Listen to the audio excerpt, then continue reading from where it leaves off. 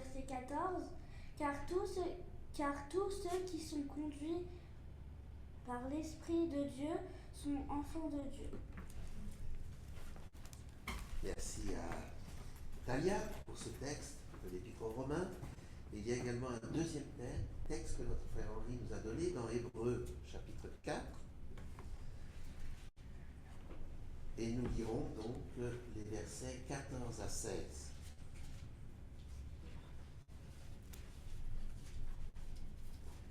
Puisque nous avons un grand souverain sacrificateur qui a traversé les cieux, Jésus, le Fils de Dieu, tenons fermement la confession de notre foi.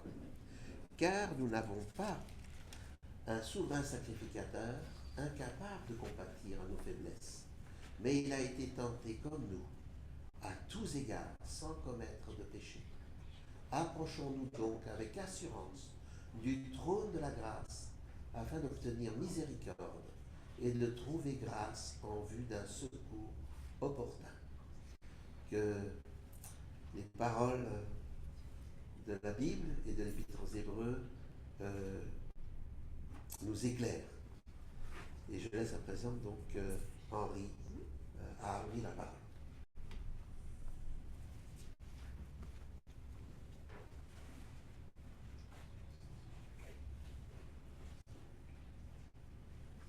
Bonjour tout le monde. On va d'abord partager l'écran si vous voulez bien.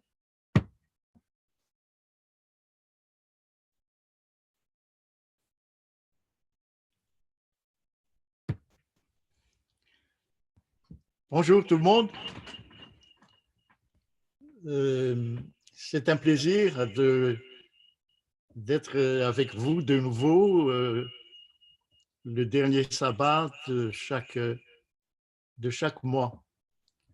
Nous ne pouvons pas vous rejoindre ce matin parce que tout notre entourage ici, on était avec les enfants, les petits-enfants, et ils sont, comme on dit, positifs. Donc, probablement, nous ne voulons pas, dans la salle où vous vous trouvez, porter des virus et vous contaminer. Donc, nous préférons rester à la maison pour vous protéger, mais on est en esprit totalement avec vous. Alors, je remercie Samuel d'abord pour les extraits des textes qu'il a lus ce matin, qui sont des textes extrêmement précieux pour comprendre ce que Paul appelle dans deuxième épître aux Corinthiens l'évangile de Christ. C'est réellement quelque chose d'extrêmement précieux pour notre vie spirituelle, l'évangile de Christ. Il y a, comme vous êtes étudiant de la prophétie, dans Apocalypse chapitre 14, verset 6, l'évangile éternel. Mais Paul parle de l'évangile de Christ et c'est ce que nous allons explorer ce matin. Alors, on va avancer. Voyons d'abord la création de l'homme et la création du sabbat. À la création, Dieu, c'est comme cela dans le premier chapitre de Genèse, qu'on appelle Dieu, c'est Elohim, mais dans notre Bible, on traduit par Dieu, mais dans l'original, et lorsque j'essaye de lire dans notre Bible ce récit de la création, chaque fois que je rencontre le nom Dieu dans la Bible, je mets tout de suite Elohim, puisque c'est ainsi que l'on raconte les premiers chapitres de la Bible lorsqu'on parle du Créateur, Elohim. Alors, à la création, Elohim créa l'homme. L'homme, c'est Adam. Il le créa à son image et à sa ressemblance. Donc, c'est une création de très haut niveau. Être à l'image et à la ressemblance de Dieu, c'est l'homme a été créé vraiment au sommet de toute la création. Alors, les trois mots, homme, Adam, ressemblance et sang, ont la même racine d'âme en hébreu. Ceci, pour quelle raison? Pour souligner que l'homme est le sommet de la création, que l'homme est comme le créateur. Attention, l'homme ne crée pas, mais il invente. Il est capable de penser, il est capable de réfléchir, il est capable de choisir. C'est ça, la ressemblance, l'image de Dieu que Dieu a confiée à l'homme. Dieu acheva, c'est le verbe kala, au septième jour son œuvre. Ce verbe, lorsque on parcourt les 5 premiers livres de la Genèse, a une signification profonde. Prenons juste Nombre, chapitre 7, verset 1. Utilisation de ce verbe dans Nombre, chapitre 7 et le verset 1. Il est dit, lorsque nous lisons Nombre, chapitre 7, verset 1, lorsque Moïse eut achevé, c'est exactement le même nombre, le même mot, lorsque Moïse eut achevé de dresser le tabernacle, il l'oignit et le sanctifia avec tous ses ustensiles. Cet achèvement du tabernacle est la suite d'un travail minutieux pendant lequel les personnes qui sont douées par Dieu de dons particuliers ont exécuté en détail toutes les mesures, le choix des couleurs, la distance entre les pieux, la longueur des pieux, des dimensions de l'arche, autrement dit, des détails extrêmement précis. Et lorsque, dans Nombre, chapitre 7, verset 1, Moïse a utilisé ce verbe-là, achever, comme dans la création, cela veut dire que Dieu a achevé, terminé dans tous ces détails, toute la création. Par exemple, la vitesse de la Lune autour de la Terre, ça, ce sont des choses au-dessus de nos têtes, mais si nous réfléchissons un tout petit peu, tous les détails de notre corps, tous les détails des fleurs qui nous entourent, ça a été achevé complètement au septième jour, le sixième jour. Et Dieu se reposa. Se reposer, c'est le mot Shabbat. Dieu se reposa au septième jour de toute son œuvre qu'il avait faite. Et il sanctifia le septième jour, le sabbat, qui veut dire repos. Dieu se reposa avec l'homme qui n'a pas encore travaillé cette première semaine-là. Et Dieu, ce premier sabbat de l'histoire, s'est reposé avec l'homme et qui l'a formé avec la femme le sixième jour.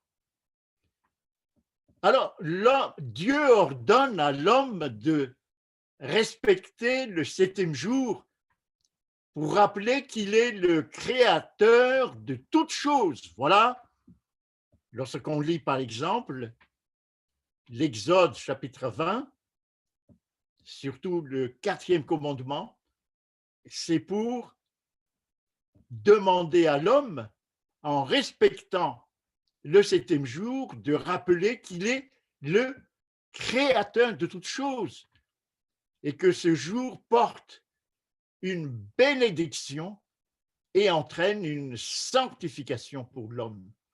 Voilà, lorsqu'on résume ce qui est écrit dans Exode chapitre 20.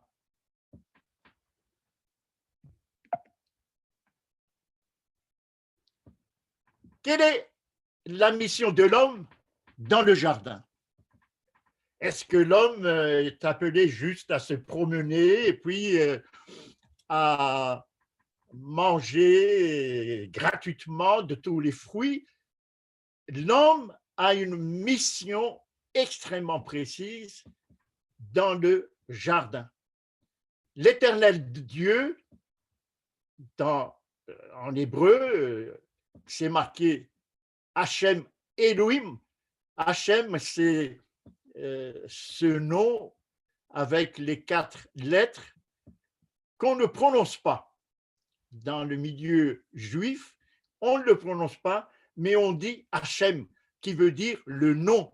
Par respect, on ne prononce pas, mais c'est traduit dans notre Bible chaque fois qu'on rencontre ce nom hébreu, Hachem Elohim, c'est traduit dans notre Bible par l'Éternel Dieu. Hachem Elohim plante un jardin en Éden et il y met l'homme formé avec la poussière de la terre. Ce petit détail est extrêmement important. Probablement un peu plus bas, je vais faire allusion à l'importance de ce détail. L'homme et la terre sont formés exactement avec la même matière, la poussière.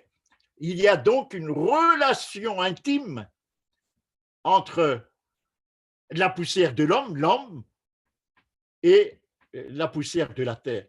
On verra ça, puisqu'on parle énormément aujourd'hui de l'écologie, etc. On verra ça dans un instant. L'homme a reçu une mission sacrée de la part de l'Éternel Dieu. Une mission sacrée. Dieu a dit qu'il doit cultiver et garder le jardin. C'est une mission qui consiste à entretenir le jardin et respecter la création. C'est confié à l'homme. Alors, ce verbe cultiver, yavad, signifie aussi adorer. Donc, vous pouvez lire à la place de cultiver, adorer. Et le verbe garder, shamar, obéir.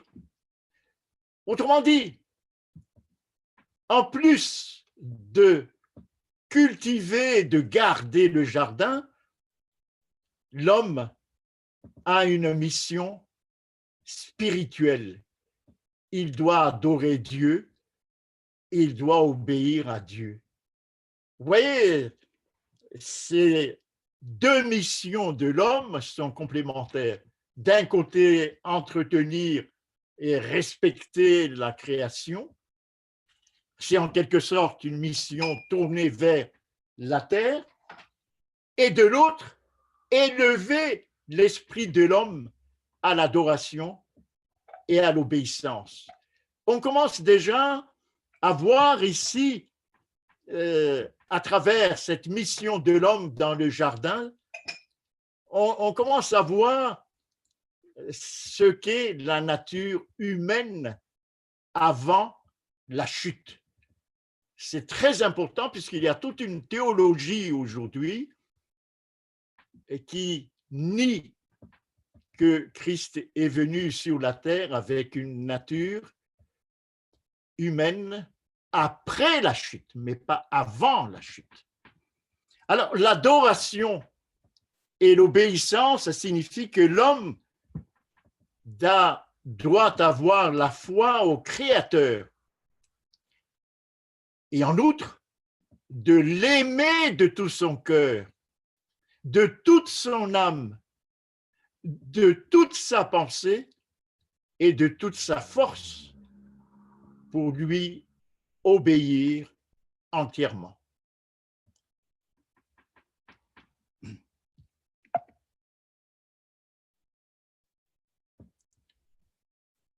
Dans le jardin, Dieu a donné des commandements à l'homme afin que l'homme obéisse à ces commandements pour sa sanctification. Premier commandement, en rapport avec Dieu comme créateur, il doit se souvenir du jour de repos pour le sanctifier. On a dit tout à l'heure que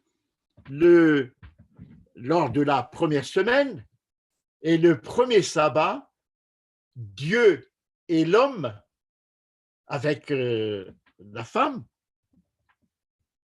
ils ont respecté le sabbat, le premier sabbat.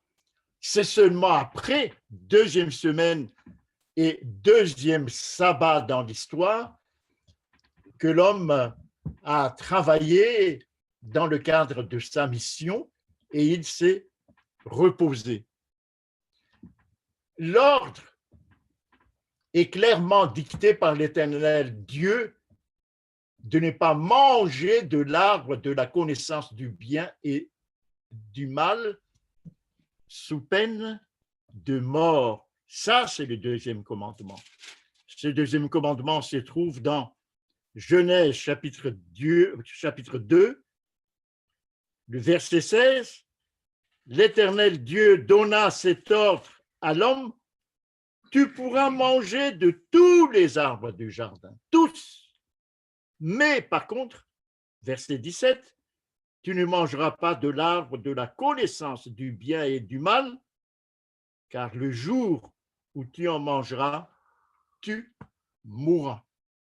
Il y a donc clairement une restriction de la liberté humaine. Restriction. Le sabbat, première restriction, le sabbat, s'arrêter de travailler. L'homme pourrait être tenté de continuer, prolonger son travail. Non, il faut terminer son travail avant le sabbat et ensuite s'arrêter de travailler. Deuxième restriction de la liberté, ne pas manger de l'arbre. Alors, très souvent, lorsqu'on parle aux hommes, ils considèrent tout protocole, toute loi comme une restriction de la liberté. Dans le jardin d'Éden, il y avait, attention, ce ne sont pas des protocoles, il y avait des lois que Dieu a instituées et il faut obéir à ces lois. Cette restriction de la liberté doit être comprise comme une source de sanctification et de bénédiction pour l'homme. C'est ça que l'homme doit comprendre. Dieu, à travers ses lois, Dieu a donné à l'homme un libre arbitre. Qu'est-ce que cela veut dire? Cela veut dire que Dieu a donné à l'homme la possibilité de ne pas obéir à ses commandements. Tu peux ne pas obéir, dit Dieu, en donnant à l'homme un libre arbitre. Dieu n'a pas créé l'homme pour lui obéir comme un robot, contrairement à la volonté de l'homme. Non, Dieu lui donne un libre arbitre. Et il veut que l'homme lui obéisse par amour. C'est ça la signification des verbes cultiver et garder dont nous avons parlé il y a un instant. Adorer et obéir, mais dans l'amour, l'appréciation du caractère de Dieu. Alors, on voit ici donc ce qu'est la nature humaine avant la chute. C'est la foi totale en Dieu. 2, un amour sans faille vis-à-vis du Créateur. Comment ne pas aimer Dieu lorsque il donne gratuitement tout le trésor de la création dans ce jardin d'Éden? Ensuite, confiance totale en ses statuts. Ne pas avoir toute tentation en se disant non, c'est une restriction de la liberté, je veux faire autrement, je veux être libre. Non.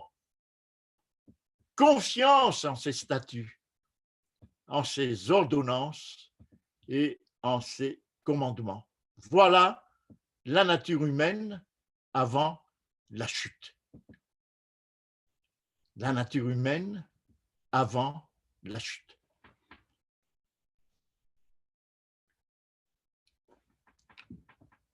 Mais à partir de là maintenant, il y a l'autre aspect de l'histoire. L'introduction du péché. L'introduction du péché. Lorsque l'homme s'installe dans le jardin, heureux, dans le jardin, heureux d'adorer et d'obéir à Dieu, Satan vient pour troubler la fête. Satan se déguise et il utilise le serpent, le plus séduisant et le plus doué des animaux, dans le but de séduire. Lorsque vous lisez le texte, dans le but de séduire non pas Adam, mais la femme. Pourquoi choisit-il la femme?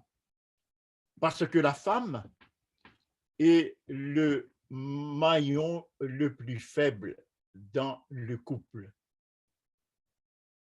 Le maillon le plus faible dans le couple. Alors, dès le départ, Satan met en doute la parole de Dieu. Ah, Satan déforme, donne une autre interprétation de la parole de Dieu. Nous dirions aujourd'hui, Satan fait de la théologie. Il fait de la théologie. Et c'est le piège dans lequel se trouvent la plupart des chrétiens aujourd'hui. Les plus diplômés d'entre eux passent leur temps à faire la théologie, à s'apprécier les uns les autres et ensuite à enseigner cela. Et le peuple, subjugué par la subtilité de ces théologies, par l'aura que ces théologiens ont à la lumière de leur titre, docteur, professeur émérite de théologie systématique, eh bien le peuple n'a qu'à accepter la théologie. C'est ça, Satan met en doute la parole de Dieu par la réflexion humaine, la raison humaine.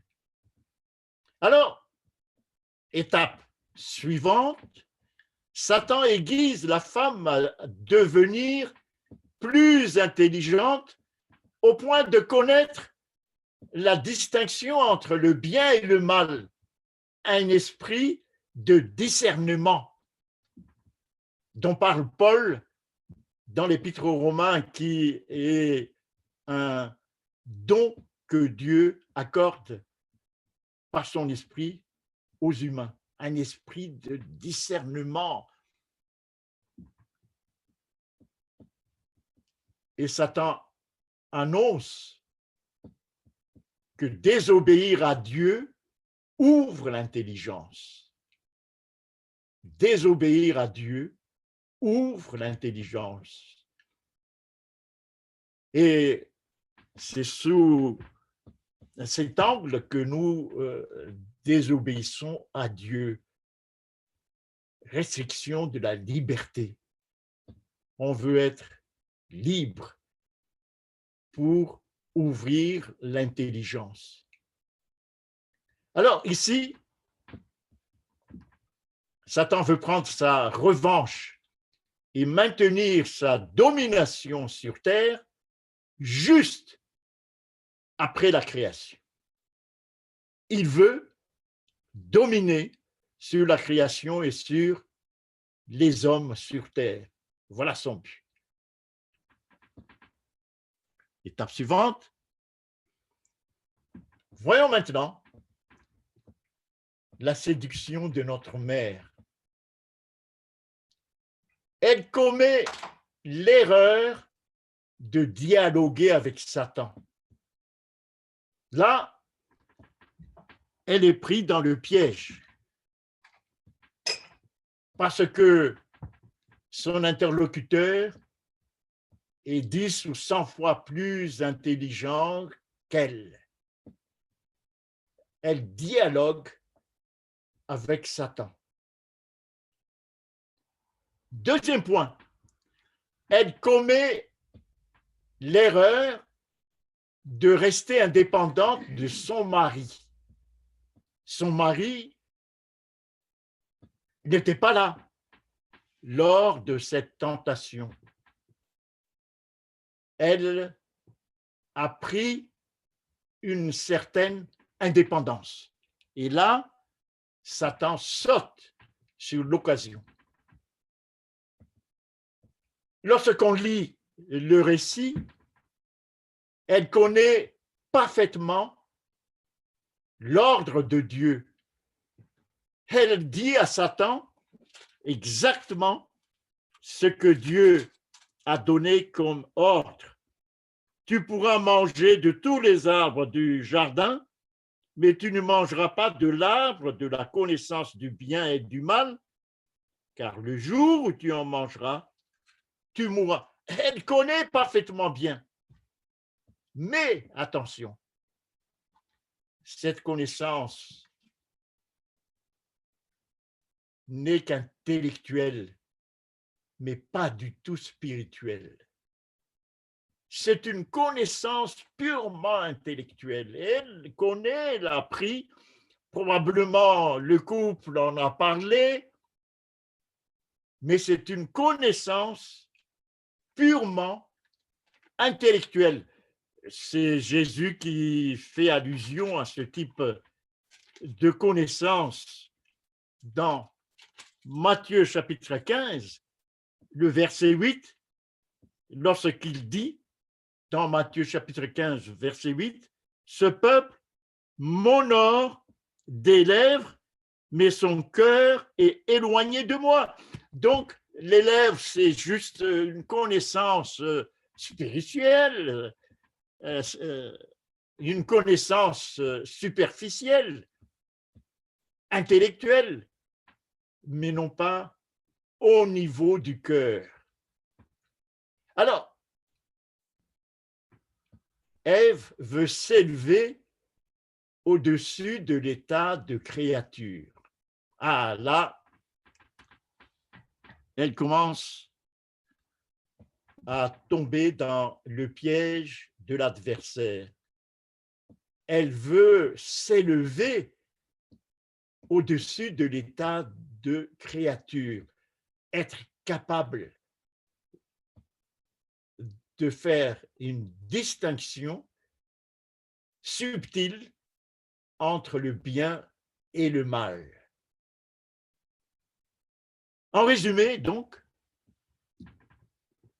Ève veut satisfaire son moi. Ève veut satisfaire le moi. C'est là le siège de ce que Paul appelle la chair, le moi. La sanction, est définitive. La femme sera écartée de tout service direct auprès de Dieu. C'est marqué dans, Paul en a parlé dans l'Épître aux Corinthiens, et il revient là-dessus dans les premiers épîtres à Timothée, sur cet écart de la femme de tout service direct auprès de Dieu.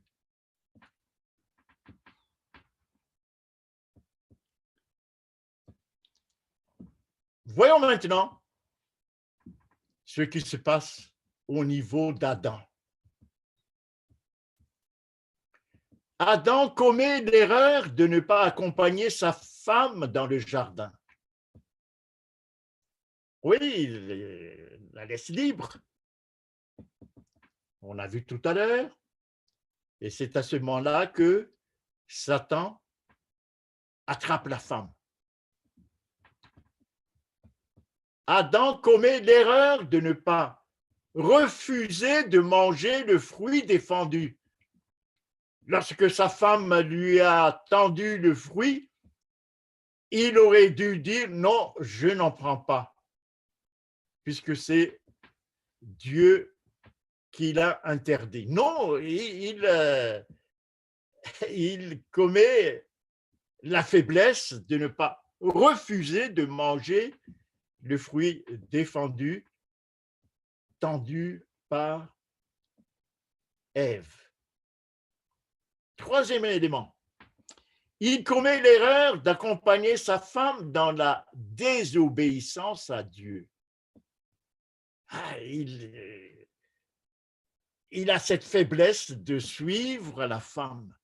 Lui, certainement, plus que sa femme, il est conscient du commandement de Dieu de ne pas manger de l'arbre. Il est conscient, mais il va forcer sa conscience à ce point-là. Ah, c'est un acte volontaire, le péché. C'est toute une étude que nous ferons probablement plus tard. Quelle est la signification du péché? Le péché, c'est un acte volontaire de transgresser la loi de Dieu. C'est ça, péché. Alors, il montre clairement qu'il n'a pas foi en Dieu. Clairement,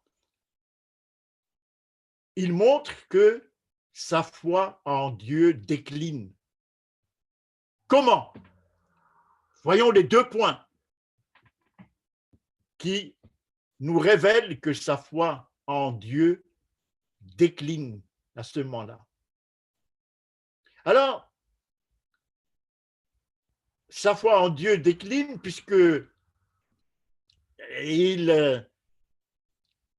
ne croit pas que Dieu est capable de résoudre le douloureux problème d'une possible séparation avec sa femme. Et il ne croit pas que Dieu serait en mesure de résoudre le problème douloureux d'une possible séparation avec sa femme, puisque sa femme, il est conscient, Adam, que sa femme allait mourir. Et il s'est certainement posé dans sa tête la question, mais qu'est-ce que je vais devenir? Est-ce que Dieu va m'aider, mais sous quelle forme? Bref, sa foi en Dieu a décliné. Deuxième élément de la faiblesse de sa foi en Dieu, eh oui, il a aimé sa femme plus que Dieu. Voyons un tout petit peu cette déclaration de Jésus dans Luc, par exemple, mais on le trouve ailleurs. Dans Luc, chapitre 14, verset 26. Luc 14 et le verset 26. Voici cette, entre guillemets, étrange de déclaration de Jésus. Jésus dit, si quelqu'un vient à moi et s'il ne hait pas son père, sa mère, sa femme, voilà, en relation avec Adam dans le jardin d'Éden. Il n'a pas haï sa femme. Il n'a pas aimé Dieu avant sa femme. Donc, il manque de foi en Dieu. Voilà les 2 éléments qui prouvent clairement que Adam décline dans sa foi. Malgré les merveilles de la création, Adam manque totalement, à ce moment-là, de foi en Dieu. Voilà la situation donc de nos premiers parents dans le jardin d'Éden après la chute. Quel est le changement radical à partir de là? Vous voyez, ça se dessine déjà dans notre esprit, ce que la nature humaine avant la chute et ce qu'est la nature humaine après la chute. Changement radical, c'est la nudité. Leurs yeux s'ouvrent pour constater leur totale nudité. Leurs yeux s'ouvrent immédiatement. Et ils se sont dit, mais nous sommes nus. Et qu'est-ce qu'ils ont fait pour cacher la nudité? Ils ont pris des feuilles de figuier pour se couvrir. Mais ce ne sont que des couvertures éphémères, fragiles et inefficaces. Fragiles, éphémères et inefficaces. Ils veulent par conséquent faire des œuvres. C'est ça, faire des œuvres dont parle Paul, par exemple, dans Romains chapitre 3, verset 28. Les œuvres pour couvrir sa nudité. Ça n'a aucun sens, c'est éphémère. Des feuilles, au bout de 2 jours, se fanent et il faut les remplacer.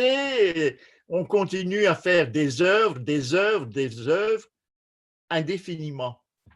C'est inefficace. Et deuxième chose qu'ils ont fait en rapport avec leur nudité, ils se cachent loin de la face de l'Éternel parce qu'ils ont honte devant Dieu à cause de leur nudité. Et ils se cachent. Ils se cachent. Alors, à partir de là, on vient de voir la nature de l'homme après le péché. La foi, la charité et l'espérance disparaissent petit à petit. La foi, nous avons insisté là-dessus.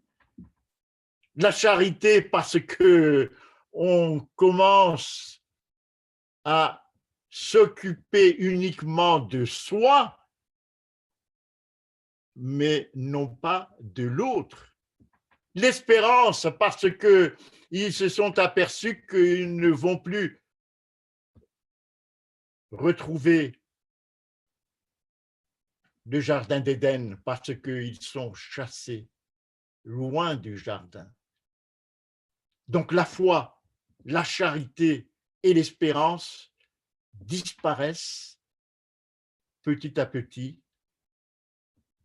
après cette nudité. L'homme devient, dit Paul, charnel, vendu au péché, incapable de faire le bien, captif de la loi du péché, misérable. Tous ces mots-là, je les extrais dans Romains chapitre 8 à partir du verset 14. C'est ça, la nature humaine après la chute. Vous voyez, grande différence entre de part et d'autre de cette frontière qu'est la chute, la nature humaine avant la chute et la nature humaine après la chute. Et pour apprécier ce que Paul appelle l'évangile du Christ, il faut que nous comprenions bien ces deux natures, parce que les théologiens, j'ai un livre ici, écrit par un théologien adventiste, peut-être que vous connaissez, qui enseigne que il y a d'abord les théologiens modernes qui disent que Christ est venu sur terre avec une nature humaine qui est celle d'Adam avant la chute. Donc, vous voyez maintenant ce que cela veut dire. Et ce théologien qui est en faveur dans le milieu adventiste, théologien adventiste, et on enseigne cette théologie actuellement ici, de ce côté-ci du versant du Salève, que Christ est venu sur terre, ni avec une nature humaine avant la chute, ni avec une nature humaine après la chute, mais Christ est venu avec une nature divine. Autrement dit, cet enseignement-là, je suis en train de le combattre parce que ces théologiens veulent couper Christ de chacun d'entre vous, de l'humanité. Et si vous revenez aux extraits des écrits que Samuel a lus tout à l'heure, les écrits d'Ellen White, vous constatez que on est loin de ce que Ellen White a écrit, mais plus que cela, loin de ce que la Bible nous enseigne. On va passer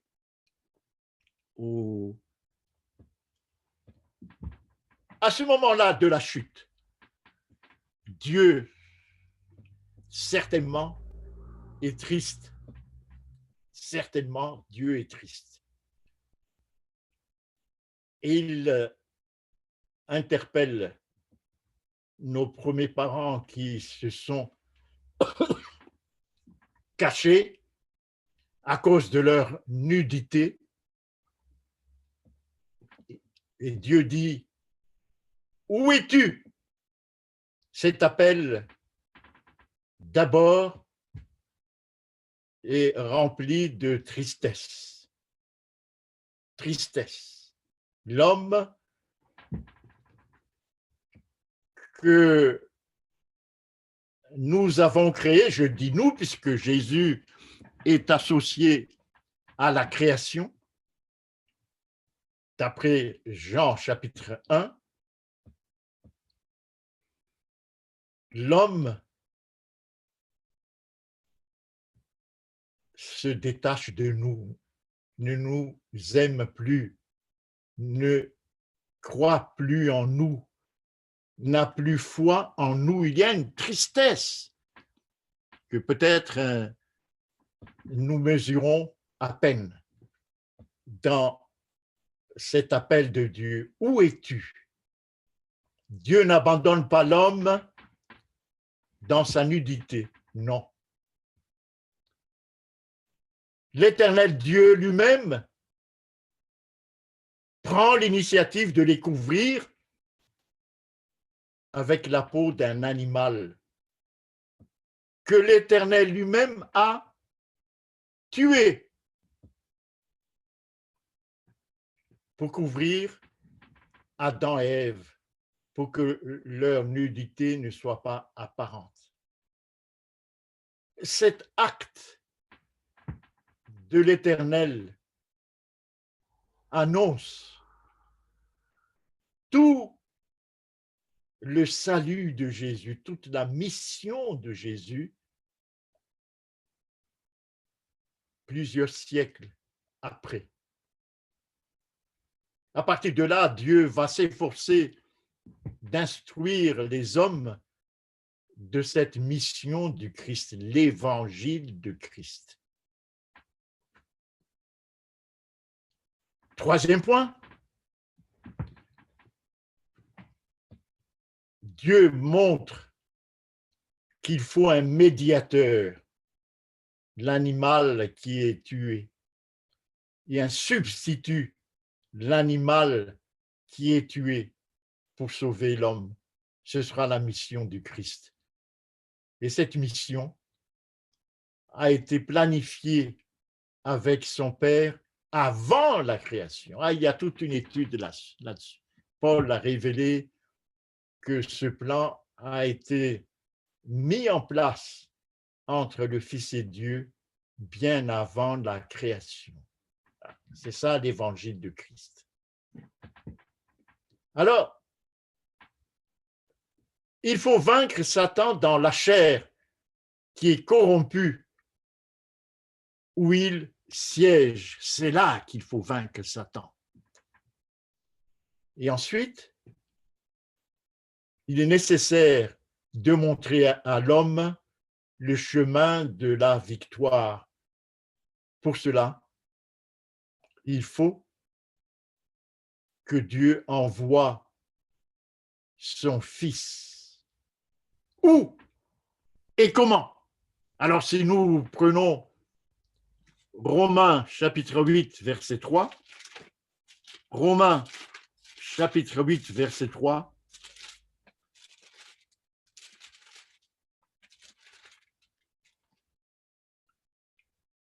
Dieu a condamné le péché où dans la chair où Satan siège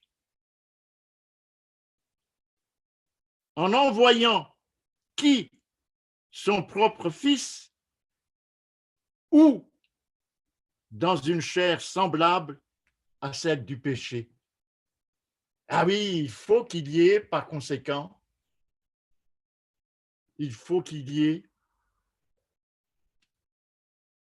une continuité, une identité entre Jésus et les hommes. Il ne faut pas qu'il y ait une coupure.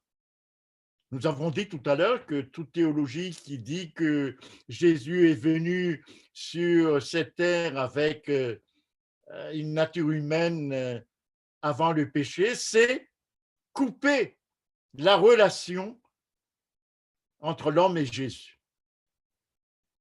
Et ce n'est pas biblique. Ici, ce texte est tellement clair. Et ça nous rappelle, dans Jean chapitre 3, et le verset 16, ça nous rappelle l'amour de Dieu. Dieu a tant aimé le monde qu'il a donné son Fils unique engendré, afin que quiconque croit en lui ne périsse point, mais qu'il ait la vie éternelle. Voilà l'évangile de Christ. Christ est descendu sur terre avec une nature humaine après la chute pour sauver l'homme. Ensuite, il est descendu sur terre pour ouvrir les yeux afin que les hommes passent des ténèbres à la lumière et de la puissance de Satan à Dieu. C'est ce verset de Actes chapitre 26, verset 18 est magnifique.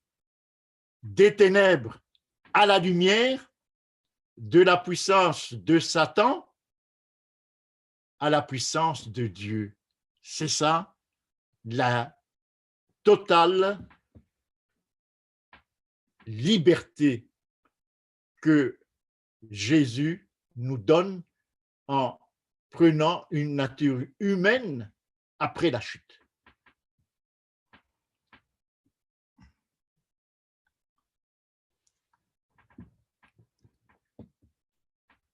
Regardez comment Jésus s'est comporté devant toutes les tentations de Satan, tentations qui nous assaillent tous les jours.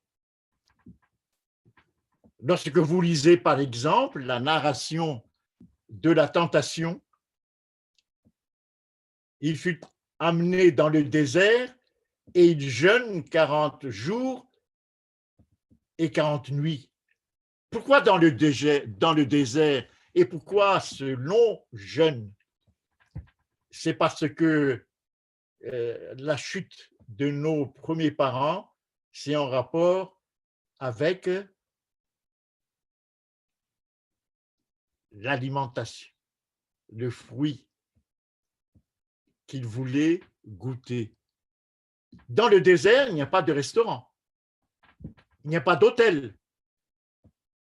Le jeûne, il n'y a pas de marmite pour faire le feu.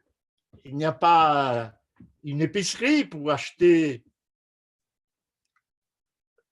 des produits à manger, non. Et en parallèle, nos premiers parents n'étaient pas dans le désert, mais ils étaient où? Dans le jardin d'Éden. Ce n'est pas du tout le désert. Et ensuite, ils n'ont pas jeûné, ils avaient à leur portée tout ce qu'ils veulent pour nourrir leur corps. Et Jésus dit à Satan, Jésus dit cette vérité fondamentale à laquelle nous devons nous attacher dans Matthieu chapitre 4, verset 4, l'homme ne vivra pas de pain seulement. Dans le désert, 40 jours et 40 nuits de jeûne. Non, l'homme ne vivra pas de pain seulement, mais de quoi aussi? De toute parole qui sort de la bouche de Dieu. Ça, c'est une vérité que notre esprit ne comprend pas, puisque nous sommes habitués à nous informer auprès des scientifiques, des experts. Les scientifiques et les experts nous disent que l'homme a besoin de nourriture matérielle pour survivre. La parole de Dieu et Jésus rappelle ici ce qui est marqué dans Deutéronome chapitre 8, ce que je viens de citer là, que tu peux survivre avec la parole de Dieu. C'est adéquat avec la parole de Dieu. J'ai un livre ici que j'ai eu l'occasion de vous le montrer, ce livre-là, qui raconte la persécution des premiers chrétiens lorsque l'évangile a été introduit à Madagascar dans les environs de 1830 jusqu'à 1840. Lorsqu'en Amérique, les adventistes ont découvert le message qui va les caractériser. Et dans ce livre-là, on raconte, dans ce livre, magnifique témoignage, on raconte les persécutés dans les prisons, dans les forêts, privés de toute nourriture pendant des jours. Et ils ont chanté, ils ont récité par cœur qu'ils ont appris auparavant, ils ont récité des psaumes.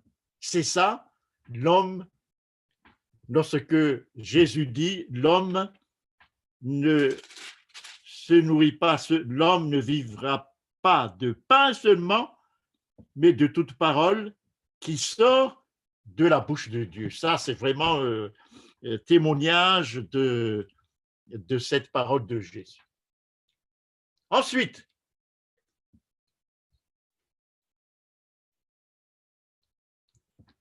on l'amène sur le haut du temple pour tenter Dieu. Qu'est-ce que cela veut dire tenter Dieu? Tenter Dieu, c'est en quelque sorte jouer avec la puissance de Dieu. Je m'explique.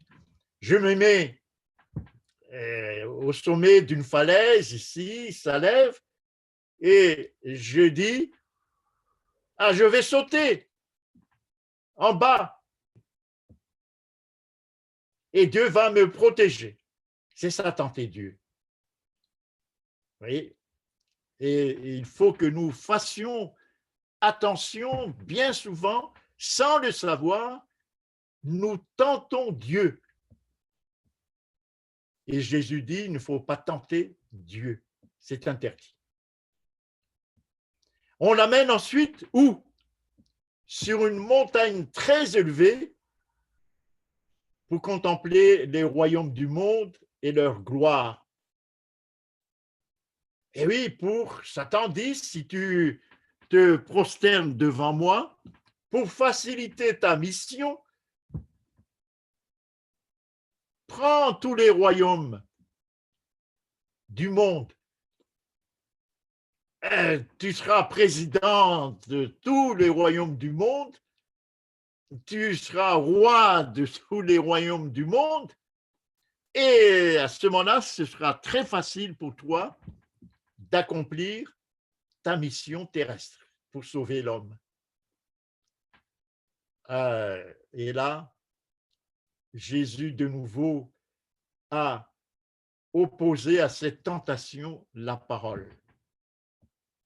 La parole. Non. Ce n'est pas de cette manière que je dois remplir ma mission.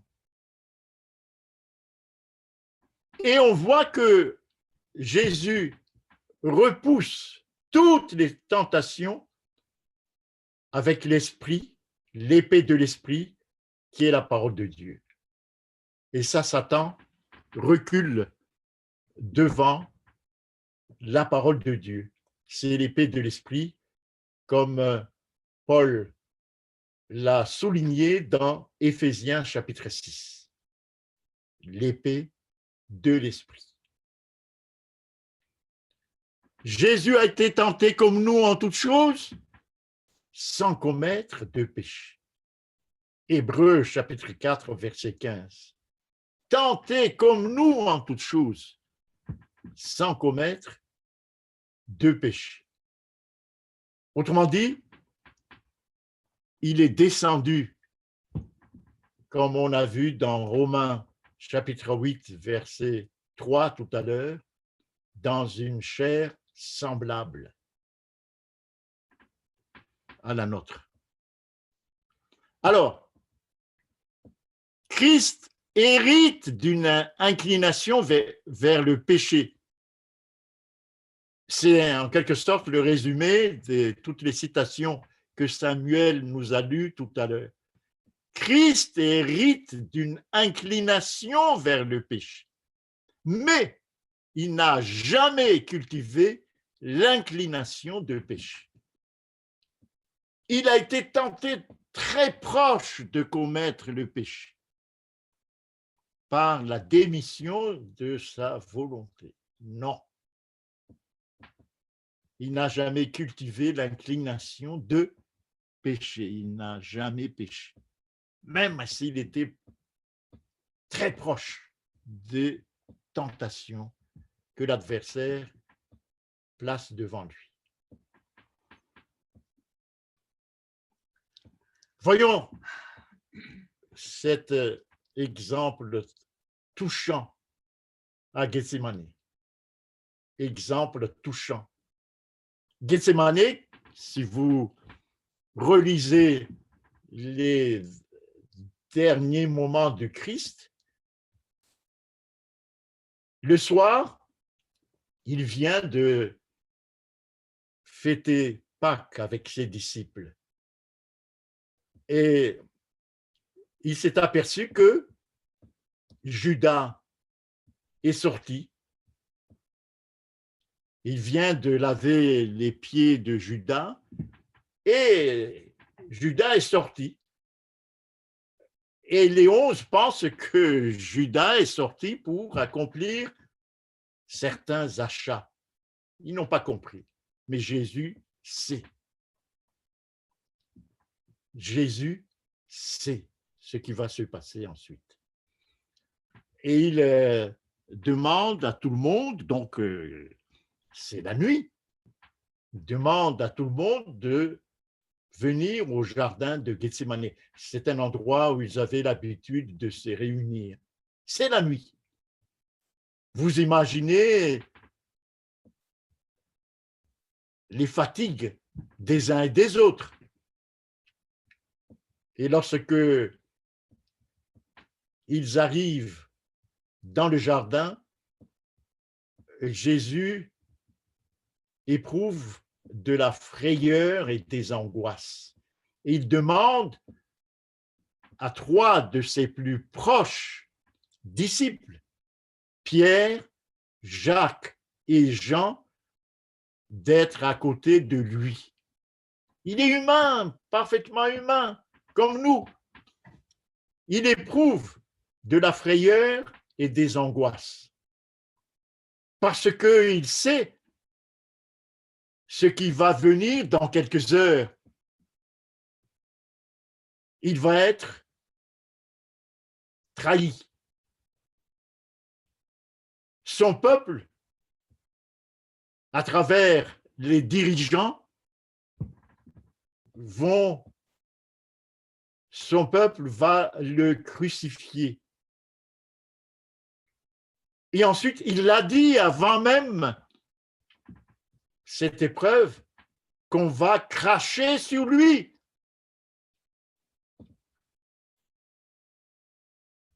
Dans à peu près 1 heure ou 2 heures après Gethsémane, il va se rendre au Sanhédrin et tout le Sanhédrin, sauf Nicodème, crache sur lui. Et 1 heure après, on l'amène chez Pilate et la cohorte des soldats romains se moque de lui et crache encore sur lui.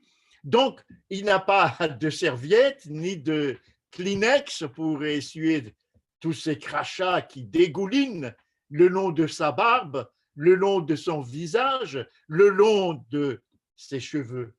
Voilà ce que Jésus a subi pour chacun d'entre nous. Alors il dit, mon âme est triste jusqu'à la mort. Et à ce moment-là, seul recours pour lui, c'est de prier son Père, la prière. Seul recours. Et voici le contenu de sa prière. Il dit, s'il était possible que cette heure s'éloignât. Ah, il est un homme comme nous, comme chacun d'entre nous ici. C'est difficile pour lui. Dur. Ensuite, Abba, Père, toutes choses te sont possibles. Là, il sait que le Dieu a toutes les clés de la situation. Il demande, éloigne de moi cette coupe.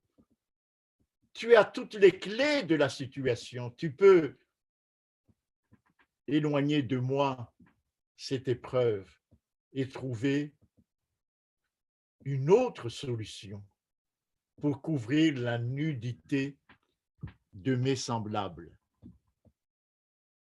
Mais attention, j'ai mis en gras là.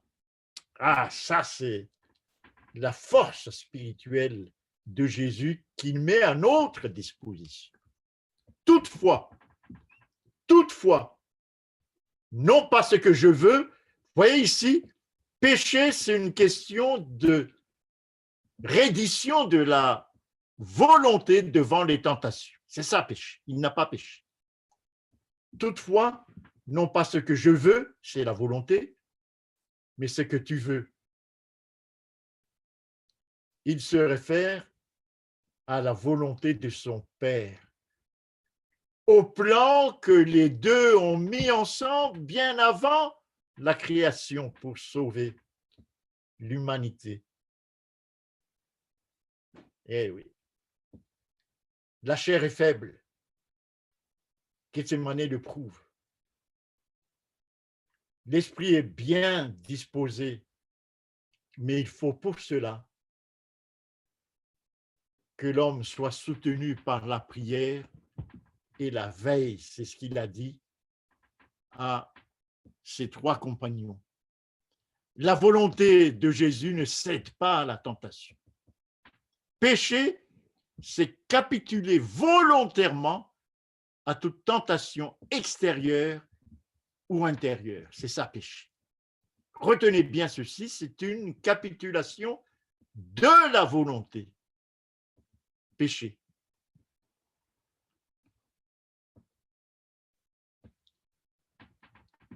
Après le péché, l'homme, qu'est-il devenu? La malédiction de l'homme l'amène petit à petit à douter de l'amour de Dieu. L'homme s'est aperçu que, un, il est nu, deux, qu'il est maudit. Vous n'avez qu'à lire les conséquences du péché d'Adam et d'Ève. Et il doute à ce moment-là de l'amour de Dieu. Ça s'insinue dans leur esprit. Est-ce que vraiment Dieu nous aime? La fermeture du jardin engendre en l'homme un manque d'espérance pour retrouver sa place initiale. Le jardin est fermé. Toute espérance de retrouver la place initiale semble s'évanouir.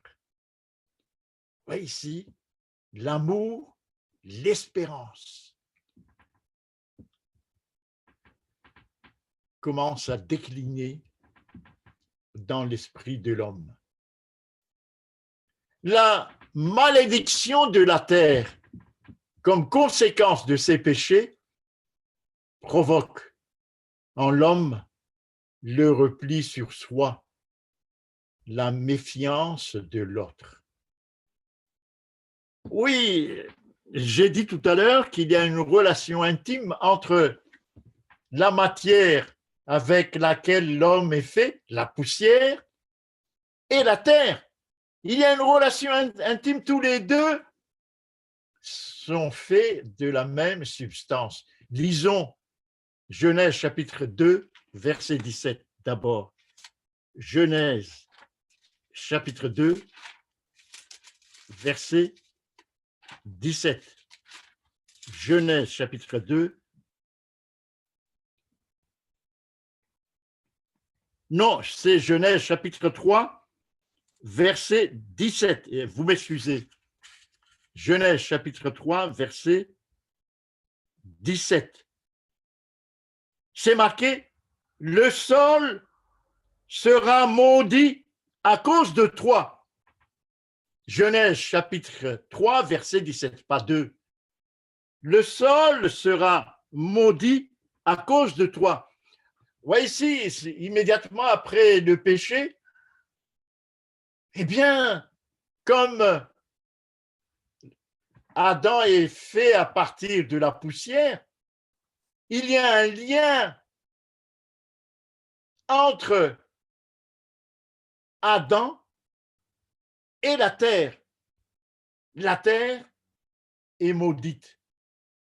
Il me semble que la semaine dernière, on ne s'est pas consulté avec Adrian Ibens.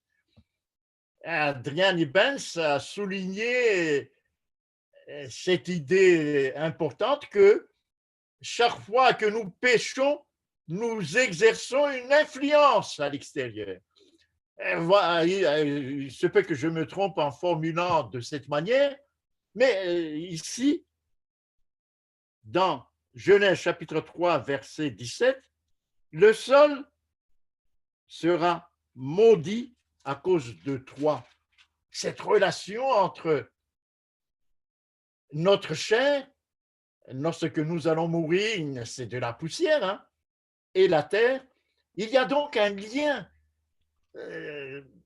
très net. Lorsqu'on lit Genèse chapitre 3, verset 17, entre le péché et la terre. Et puis, on lit de nouveau dans Genèse chapitre 4, verset 11, Genèse, chapitre 4, verset 11. Maintenant, tu seras maudit de la terre qui a ouvert sa bouche pour recevoir de ta main le sang de ton frère. Voyez ici clairement cette relation entre le péché d'Adam et Ève, et la terre, cette relation entre le crime de Caïn et la terre. Il faut que nous approfondissions cette idée-là, biblique, pour que nous ne commettions pas des péchés. J'aurai l'occasion peut-être une fois de traiter cette question qui, en quelque sorte, m'accompagne, me taraude. Bon, par exemple, si vous allez dans Romains chapitre 8, puisque je dis ça me taraude, il est question de l'écologie aujourd'hui. Il y a des inondations, des tremblements de terre à n'en plus finir, des éruptions volcaniques en Indonésie, au Pacifique, Tonga, etc., etc. Il y a une relation très nette. Voici ce que Paul écrit dans Romains chapitre 8, à partir du verset 19, relation écologique. Aussi la création, toute la création de la terre, attend-elle avec un ardent désir la révélation des fils de Dieu. Pourquoi? Car la création a été soumise à la vanité. Eh oui, conséquence des péchés, soumise à la vanité, non de son gré, mais à cause de celui qui l'y a soumise, à cause des péchés de l'homme, avec l'espérance qu'elle aussi sera affranchie de la servitude, de la corruption, pour avoir part à la liberté de la gloire des enfants de Dieu. Ces versets sont très importants et à mettre en relation avec la prophétie. Si vous, bon, je ne fais qu'évoquer, mais c'est le temps qui me manque. Une autre fois, on va traiter ce lien entre le péché et l'écologie et en relation avec la prophétie. Apocalypse chapitre 16, les 7 derniers fléaux, avec le dernier fléau, la bataille d'Armageddon. Mais bon, tout ça, c'est tout un sujet approfondi, sujet auquel je pense, mais pour l'instant, ce n'est pas notre sujet. Quelle est la voie de la victoire pour nous? Quelle est la voie de la victoire? C'est la dernière page que nous examinons. Jésus est venu sur terre avec une nature humaine après la chute. Ça, il faut que nous approfondissions cette vérité fondamentale, puisque la victoire s'appuie sur cette vérité. Je vous ai donné là les 3 versets fondamentaux qui soulignent cette vérité-là. C'est tout à fait le contraire de ce que disent les théologiens, docteurs en théologie, professeurs émérites. Non. Nous sommes terre à terre et on s'appuie sur le socle qui est la parole de Dieu. Deuxième point, c'est connaître la parole de Dieu. L'homme ne se nourrit pas seulement de pain, mais de toute parole qui sort de la bouche de Dieu. Ensuite, c'est ce que Jésus a dit dans le jardin de Gethsémane, la prière et la veille, puisque l'adversaire vient au moment où on ne s'y attend pas. La veille, il faut veiller. Ensuite,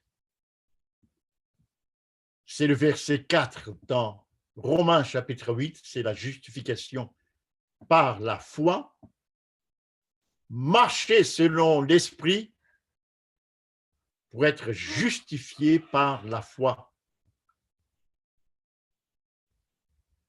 Et dernier élément, lorsque Paul dit dans Romains chapitre 8, verset 4,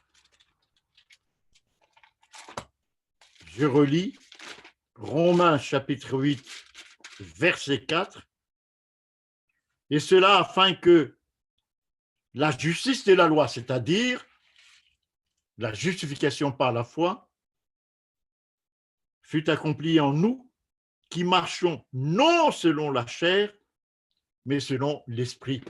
Il faut donc être conduit par l'esprit. Il faut avoir le Saint-Esprit. Et dans la Bible, il n'y a qu'un seul verset pour avoir le Saint-Esprit. C'est être baptisé au nom de Jésus, selon Actes chapitre 2, verset 38. Il n'y en a pas d'autre. Et pour résumer, il faut marcher selon l'esprit et vous n'accomplirez pas les désirs de la chair. Vous n'accomplirez pas les désirs de la chair. Et qu'est-ce que c'est que l'évangile de Christ? Dans 2 Corinthiens chapitre 10, verset 14, c'est toute cette étude que nous venons de faire souligne ce que Paul appelle l'évangile de Christ. Que nous puissions goûter à cet évangile de Christ, mais surtout le vivre. Amen.